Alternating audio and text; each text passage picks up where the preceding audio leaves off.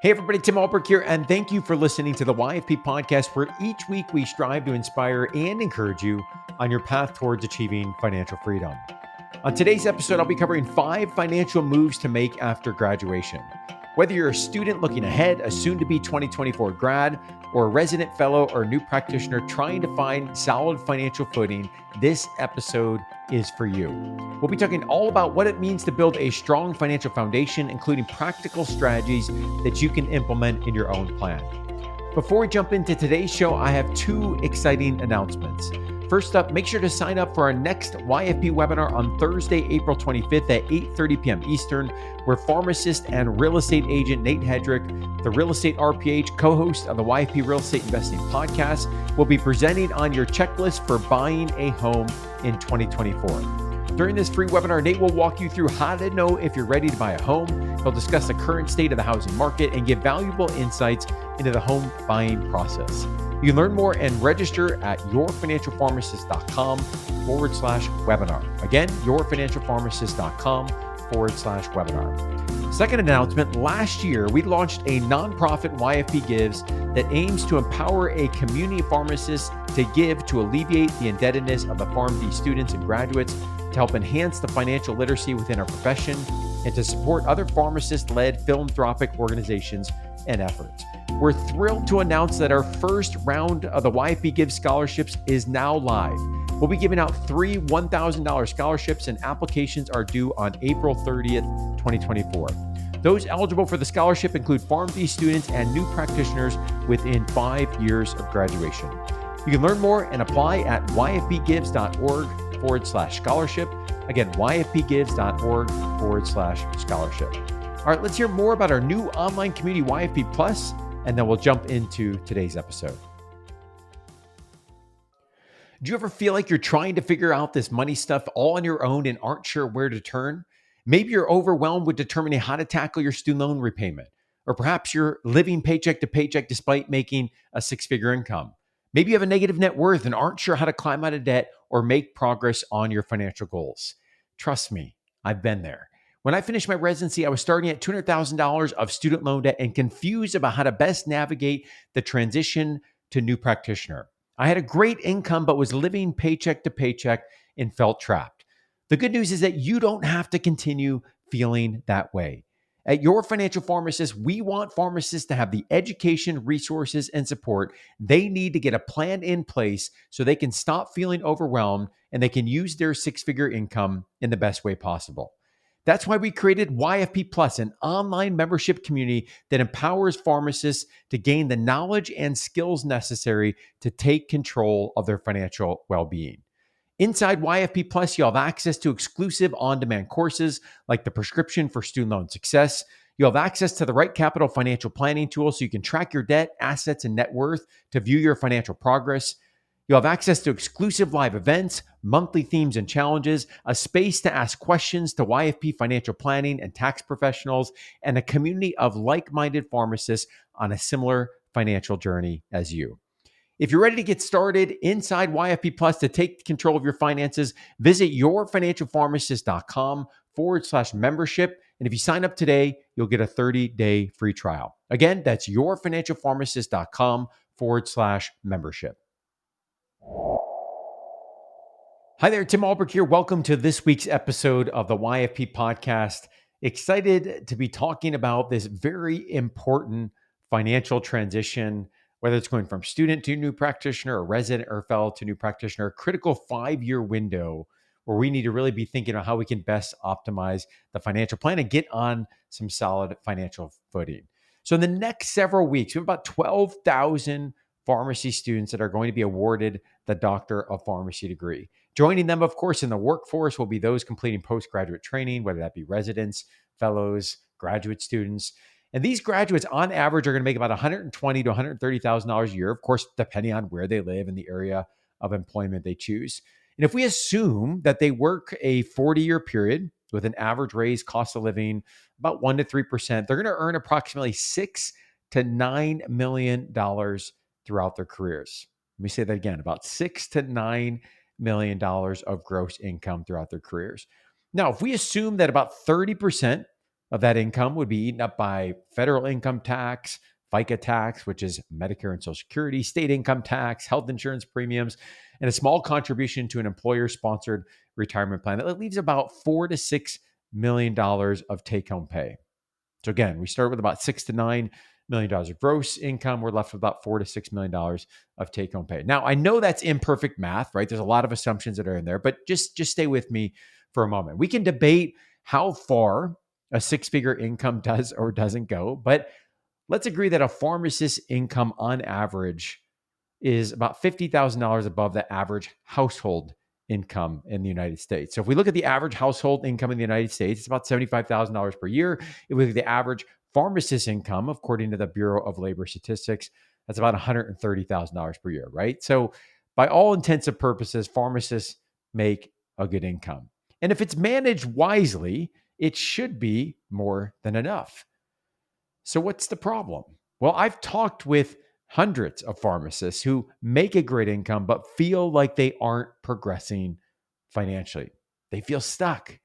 And yes, student loan debt is a big contributor, but it's certainly not the sole culprit. And I know that because we recently had 3+ years worth of a pause on federal loan payments starting back at the beginning of the pandemic. And those feelings of making a high income but not progressing financially didn't go away during that time period. The main reason I see pharmacists experiencing financial stress is the omission of having an intentional plan in place that includes clear goals and a system that prioritizes and funds those goals on a monthly basis. It's proactive, intentional planning. Without a plan, pharmacists certainly may be income rich, but net worth poor. That's really what today's episode is all about. It's about having an intentional plan and building a strong financial foundation early in one's career. Now, I know the importance of this because I lived it.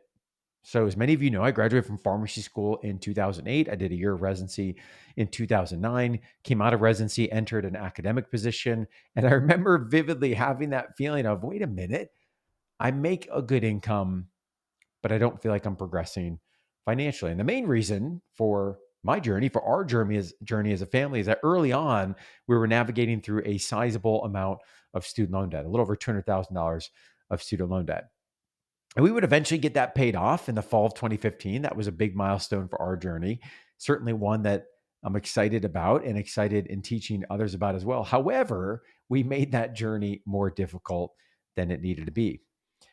I didn't understand terms like public service loan forgiveness. There wasn't great information out there. We paid more interest than we had to in the journey. We perhaps weren't looking at how other parts of the financial plan fit together while we were also pursuing that debt repayment. And because of that, I saw firsthand how good decisions early in the career could certainly accelerate the financial plan as I now look back nearly 18 years, as well as how some of those bad decisions had a lingering effect in our financial plan. That's part of the reason why I'm so passionate about teaching this topic to pharmacists at all stages of their career. Here we're, of course, talking about those that are making that transition. Now, let's talk about what I mean by having a strong financial foundation. So, through my own experience and in teaching thousands of other pharmacists on this topic, I've come to appreciate really 5 key elements that are critical to building a strong financial foundation. Now, let's be clear. This is not 5 things that once we check the list, this is the finish line, right? Think of this as literally the first couple blocks that we're putting in place on the foundation of our financial plan so that we can grow and thrive in the long term and do so with confidence. So let's talk through what these 5 areas are. Number 1 is completing a financial vitals check. So I believe the starting point is to complete an honest self-assessment of where you are today with your personal finances as a pharmacist, right? No need for judgment, no need for shame. Where are we today? Because before we can implement a plan, right, we have to have a good idea of our progress made thus far and what are some of those opportunities that we could potentially improve upon. So here are just a handful of questions to really help you consider areas of the financial plan that might require your attention. Number 1, do I have an emergency fund in place? Approximately 3 to 6 months worth of essential expenses. Number 2, do I have any revolving high interest rate credit card debt, right? I'm not talking about the credit card charges that you pay off each month, but that revolving debt that's accruing perhaps 20, 25% interest. Number three, do I have an optimized student loan repayment strategy? Critical as we look at many new practitioners and the average debt load that folks are carrying. This is often a key piece of the financial puzzle that we have to put in place and then build around it. Do I have sufficient own occupation long-term disability insurance that covers about 60% of my income in the event that I'm unable to work as a pharmacist? A few more questions. Do I have sufficient term life insurance to care for loved ones who depend on my income, if that's applicable? Do I have adequate professional liability insurance? And do I know my retirement number? Have I thought about certainly far away, but what is that number that we're shooting for in the future? Am I on track? If not, how much should I be saving each month to ultimately achieve that goal? We have a lot of information and resources in each one of these areas available at yourfinancialpharmacist.com. We certainly have talked through many of these topics at length on the podcast and the blog, so make sure to check out those resources. Furthermore, if you want to go through some of this in more detail yourself, we have a really neat tool available called the YFP Financial Fitness Test. We'll link to that in the show notes. It's a really fun interactive quiz that will take you through essentially conducting a vitals check and help identify some areas that you perhaps can improve upon and that you might want to implement as you look at setting goals for the future. So that's step number one, completing a vitals check. Step number two is setting the vision. Setting the vision. So after we reflect on the current state, right, the current situation in the financial vitals check, it's time to really establish a vision for the future. Now, this is the area where I think it's really helpful that we let ourselves dream a little bit, right? We just perhaps bogged ourselves down and kind of looking at the current state and the reality. Maybe that didn't bring the greatest feelings of joy. And so this is our opportunity to really let ourselves dream a little bit. Spending time reflecting on questions like, what does it mean to be living your rich life? What brings you the most joy as it relates to the financial plan? Are there experiences such as traveling, giving, spending time with family and friends, or something else? Right? At the end of the day, money is a tool, and we've really got to strike this balance between making sure that we're taking care of our future self, making sure that we're putting this foundation in place today, and also living a rich life along the way. One more final question to reflect upon. If you were to find yourself in a position where you were financially independent, to find that you were no longer required to work, how would you be spending your time? Perhaps for some of you, the answer is, hey, exactly like I am. That's great, right? This is meant to help us identify what are those things that drive and give us the greatest significance and meaning in our lives. And for every person, this certainly can look different. So that's number two, really step number two, letting ourselves dream, setting the vision before we start to chart the path forward. All right, step number three is to develop the spending plan, to develop the budget, to develop the system that's going to help us bring this vision to reality, right? So in step number one, we identified what are some of the opportunities, what are some of the areas that we might want to focus on. Step number two is really about the vision and where we want to go. Step number three is now about making that come to life.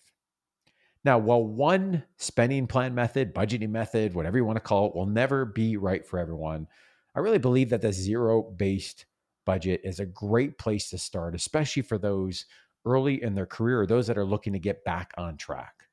Reason being is that with a zero-based budget, you give every dollar you earn a job before the month begins. This is a proactive planning process. Now, I'm not suggesting this is a method that you stay with forever. This certainly can feel onerous at times, but as we're looking at defining how we're spending our income, making sure that we're allocating income towards our goals and that we have a good track on what that income is and how it's being spent, this system is really going to help us shine a light on that.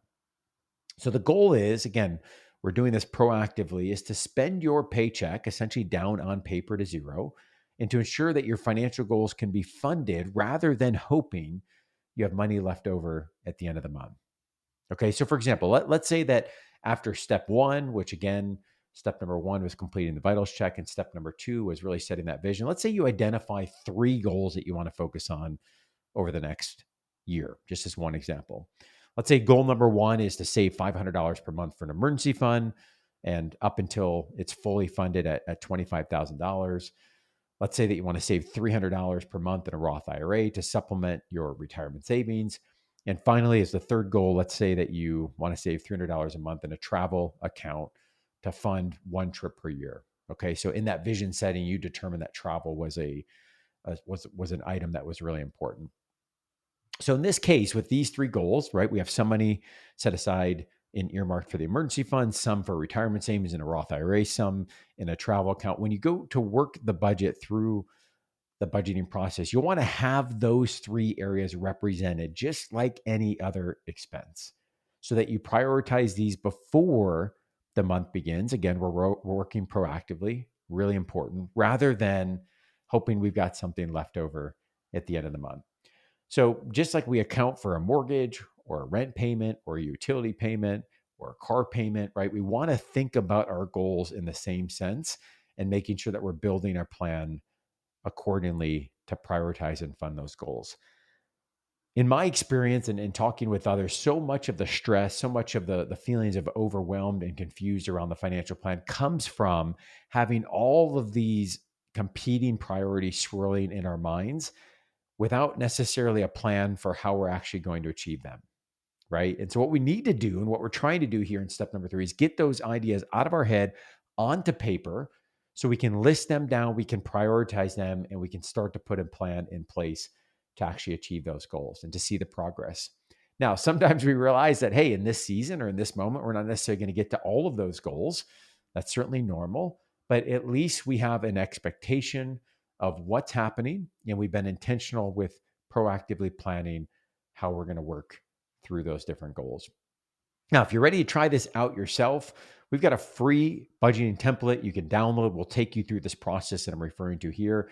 You can download that at yourfinancialpharmacist.com/budget. We'll link to that in the show notes as well. Again, yourfinancialpharmacist.com/budget. All right, that's step number 3, developing the spending plan. Step number 4 is automating your plan. Now, I've talked about this several times on the podcast, and I've referenced that this has really been one of the most transformational things that Jess and I, over the last 15, 16 years since I graduated, have really evolved into that has had a significant impact on our own plan. So once we do the work in steps 1 through 3, right? Once we're able to complete that vitals check to identify what are some of those gaps, what's our progress, once we're able to set the vision, once we implement the spending plan, now it's time that we make sure we execute, right? We actually achieve these goals. And that's really what automation is all about. In his book, I Will Teach You to Be Rich, Ramit Sethi says that automating your money will be the single most profitable system that you ever build. And I agree. Automation is so apparent, so effective, so easy to implement, yet vastly underutilized. It involves essentially scheduling the transfer of funds to the predefined goals, right? We just talked about that in the previous steps, and doing so confidently, knowing that we've already accounted for these in the budget, right? Because we were proactively planning during that process. Sure, it takes a bit of time to set up, but once it's set up, it provides a long-term return on your time benefit. And perhaps equally, if not more important, peace of mind knowing that you've thought about, prioritize, and have a plan working for you to fund your goals, right? I just mentioned a couple moments ago that so much of the feelings of stress and confusion, overwhelm come from that uncertainty, come from the unknown. So this step is all about bringing it into the known and executing on the plan that we set. So in terms of operationalizing this, one example, certainly not the only way, my wife Jess and I, we have a high yield savings account. We use Ally Online Bank for all of our accounts. And inside of that high yield savings account, we essentially have several different buckets, and those buckets are named according to the goals that we're working on, right? So one bucket, for example, is an emergency fund. Another bucket might be for a vacation that we have earmarked, this summer or next year.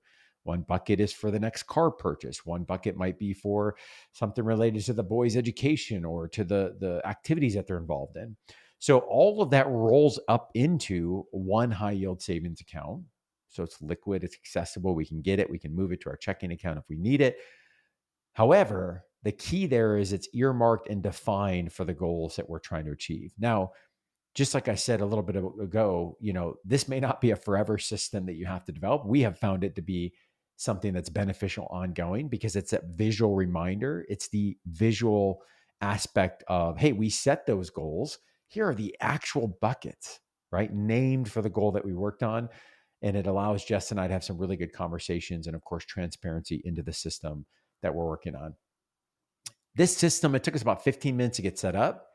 And again, you could just as easily achieve it through perhaps your own bank that you already have or through tracking these in a simple spreadsheet. So, as I mentioned, the buckets are simply a visual representation. It really is just sitting in one high yield savings accounts, and it's then earmarked to these different buckets. So, that's step number 4 is automating the plan. Step number 5, again, as we're on this journey towards building a strong financial foundation, is investing early and often. Investing early and often. Now, Albert Einstein is credited with saying, whether he said it or not, compound interest is the eighth wonder of the world. He who understands it earns it. He who doesn't pays it, right? Regardless of whether he actually said it, it's really good advice. The time value of money is real. And the earlier you save, the less aggressive you're going to have to be. Now, easier said than done, right? Considering many competing priorities that new practitioners are facing. I remember well in my journey after graduating in 2008, not only was it the student loans that were staring us in the face, right? It was a potential home purchase. It was the emergency fund. It was building up some additional reserves. And of course, wanting to enjoy some things as well during that transition. So there's a lot of things that are coming at you in this season of life. And shortly thereafter, we would start our family and certainly new expenses that would be there as well. Now, let's take a look at an example of how powerful early investing can be. Okay, early investing. So if we assume, and you can run your own numbers using a number of calculators, we have several on the YFP site as well. But if we assume a pharmacist is making, let's say, $126,000 per year, if we assume that their income is going to go up on average about 2% per year, it could be a cost of living adjustment, could be a performance adjustment, a combination of both. We're going to assume that they're going to put away 15% of their income. And we'll assume that there's an average annual rate of return on that investment of 6%. Now, we know the markets don't work like that in terms of a clean 6% every year. But for the sake of the calculation, we'll go with that. We'll assume no match from the employer and that they have a planned retirement age of 60. Okay, so pretty normal situation. Someone making an average pharmacist salary that's putting away about 15% of the year and they want to retire at the age of 60. Now, what we see is that if they start at the age of 25, saving 15% of their income with these assumptions, when they get to the age of 60, the math tells us they're going to have about $2.6 million. Now, is that enough? It's a whole other question, right? We've talked about that on the show before. We've done an episode on how much is enough. We'll link to that in the show notes as well. So at 25, if they start, we've got $2.6 million at the age of 60, according to these assumptions. Now, if we wait to the age of 30, right, because of student loans, because life's expensive, there's a lot of things going on, that 2.6 turns into 1.8, $800,000 difference already. If we wait to 35, we're down to 1.2 million. If we wait to 40, we're down to $800,000. Right? So that's the power of time value of money. That's what Albert Einstein was talking about with compound interest, and really the value of investing as early as we can, knowing that the earlier we invest, perhaps the less aggressive we'll have to be. The later we invest, the more that we're going to have to do to catch up. So naturally, then the question is, well, where do I save, right? And that depends, of course. There's lots of different options. Everyone's investing journey is going to look a little bit different. We have to really assess what's the risk tolerance, what's the risk capacity, what are the goals. But many pharmacists are going to be focused early on, especially in their career, on tax advantage retirement accounts, tax advantage savings accounts. So these would be employer sponsored accounts like a 401k or a 403b offered through your employer, of course, as the name suggests. There's both Roth and traditional versions of those. Anytime you hear traditional, think pre-tax. Anytime you hear Roth, think post-tax. There would also be opportunities to save in something like an IRA. I stands for individual. So these are not through your employer. Again, there's a traditional and Roth version of those. Lower contribution limit in 2024, $7,000 versus in the employer-sponsored accounts, $23,000. And then the other one I typically think of in this bucket would be an HSA or health savings accounts, which, again, we've talked about on the show at length before. We'll link to those episodes in the show notes as well. So those are the 5 foundation and steps, and I would encourage you with each one of those to learn a little bit more right? And as I think about and zoom out here for a moment, as we think about being on this financial journey throughout your career, right? So important. Remember, here we're talking about laying the early bricks of the foundation. Again, this is not the finish line when we start to check these boxes off, but rather it's that strong foundation upon which we can then build and hopefully build wealth throughout our career and live confidently knowing that we've done some of the hard work early on. So just a quick recap. Step number one, we talked about completing that vitals check, the self-assessment. Step number two, we talked about setting that vision. Step number three, developing the spending plan. Step number four, automating that plan, right? That was all about the execution. And then step number five is investing early and often. So let me wrap up by sharing some advice that I got from the YFP community. I recently reached out to the YFP community to say, hey, what are some of the things that you think would be helpful as you reflect back on your journey going from student to new practitioner or student to resident to fellow to new practitioner that you wish you would have either learned or you wish you would have followed that advice? And let me just share you a handful of those responses. One person in the YFP community said, it's worth it to learn how to budget early. Even on a resident salary, you can save. Another person said, there's one financial hack I wish someone had whispered in my ear in my own graduation: house hacking with a high value short-term or midterm rental model. We've talked about house hacking on the show before, referring there to essentially living in a unit, could be a single unit, duplex, triplex, quad, and then renting out a portion of a single family house, or if you have multiple units, renting out other units. Another person in the YFP community said, wish I would have learned about the different student loan payment options and how to lower my taxes as a W-2 employee. Another person shared this advice: don't put off paying your loans if you're not going down a forgiveness pathway. Tackle them head on and get them done with financial life only gets crazier down the road with the addition of a spouse and kids. Looking back, I wish I would have lived as a student resident lifestyle for 2 years or more and paid extra to knock out those loans early.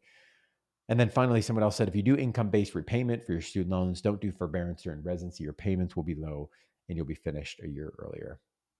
So just a few pieces of advice from those in the YFP community that have made that transition.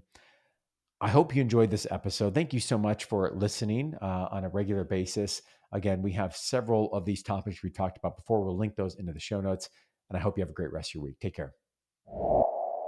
As we conclude this week's podcast, an important reminder that the content on this show is provided to you for informational purposes only and is not intended to provide and should not be relied on for investment or any other advice.